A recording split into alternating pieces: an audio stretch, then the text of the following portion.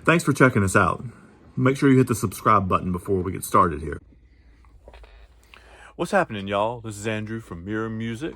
We're going to do double reactions again today.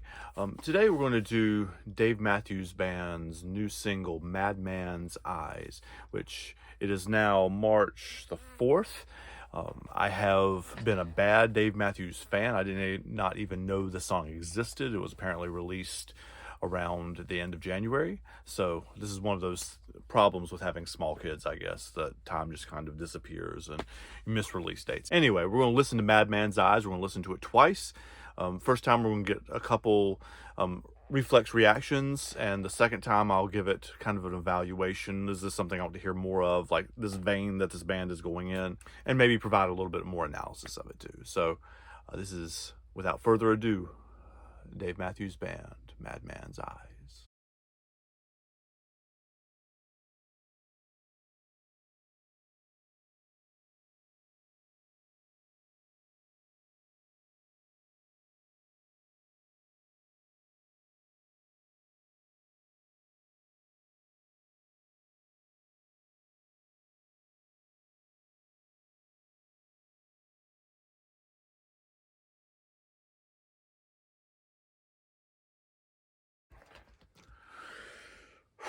Wow. So that's heavy.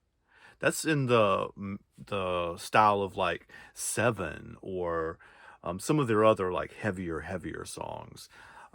It's fascinating because since Leroy Moore died, they've obviously had saxophone in the songs, but it hasn't been like a forward-facing instrument in the same kind of way. And this song opens with a saxophone kind of snaky riff. The melody is on the. I'm sure there's a real name for it, like Aeolian or something like that. Tell me in the comments what it is. But I think of it as like a Moroccan scale, like the kind of music they play when they're like charming snakes in like the movies or whatever. It's that kind of riff, except it's being played on the saxophone. And it's sick, dude. It's beautiful. It just kind of weaves its way in there. Yeah, it has the feel. The opening lines is something like Billy's got a gun. I don't remember the lyric exactly, but he's like shooting bottles off a shelf or something like that, implying that it's not a little kid, but like a younger man. And in that way, it does kind of mimic thematically, at least at the beginning, the two other really famous gun related songs like that, Jeremy by Pearl Jam, and the sound is kind of Pearl Jam-ish too, honestly, and Aerosmith Janie's Got a Gun. I mean, it's the same kind of feel a little bit. It's if you haven't listened to it, go listen to it now before we go on to the second playing of it. But it's heavier than you'd expect from a lot of Dave Matthews' recent stuff. It's going to be a killer song live, though. It's going to be really, really, really, really good. So, yeah, let's play it again and see what else I can pick up.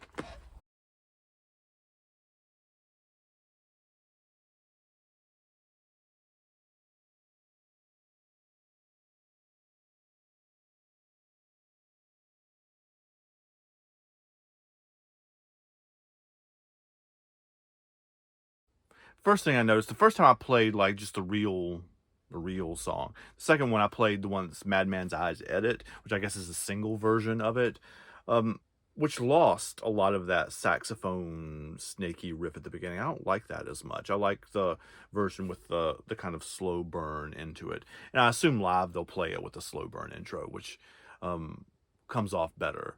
I can see how you would want to cut that part off for a radio edit, I guess, but I like it better with the sax riff in it anyway. I love the lyric. I picked up on a few more lyrics this time, like you can't hear something. I didn't write it down exactly. You can't hear what everyone's saying when you're screaming. That's the lead into the first chorus, and then you start screaming almost the chorus too.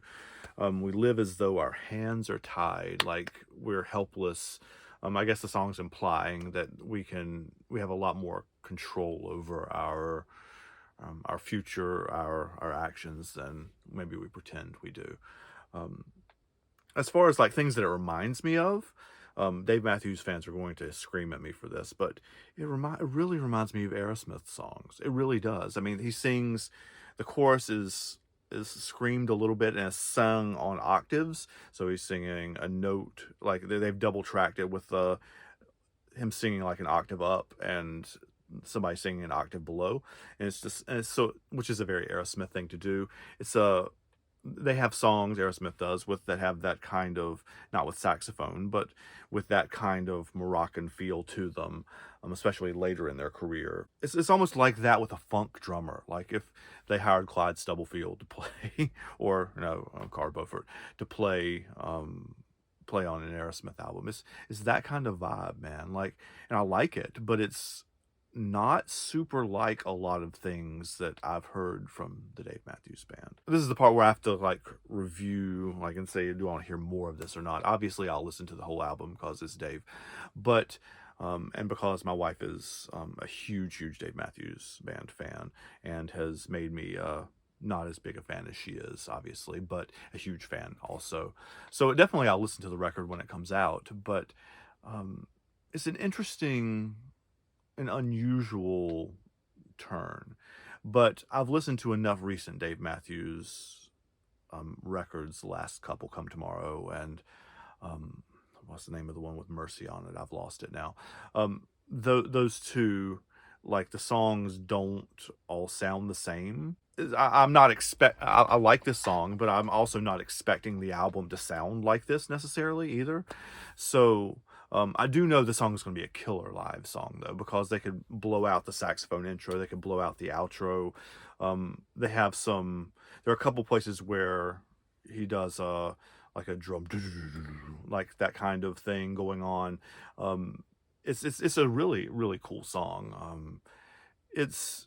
If you love Dave Matthews Band, obviously you'll listen to it. If you love Dave Matthews Band, you probably already listened to it. But if you don't know much about the band, this might not be the starting place for you. It's very unlike much of their other stuff. So I'm looking forward to hearing more. Hope that gave you some context anyway. I'll see you next time. Take care, y'all. Hope you enjoyed that. Make sure you hit the subscribe button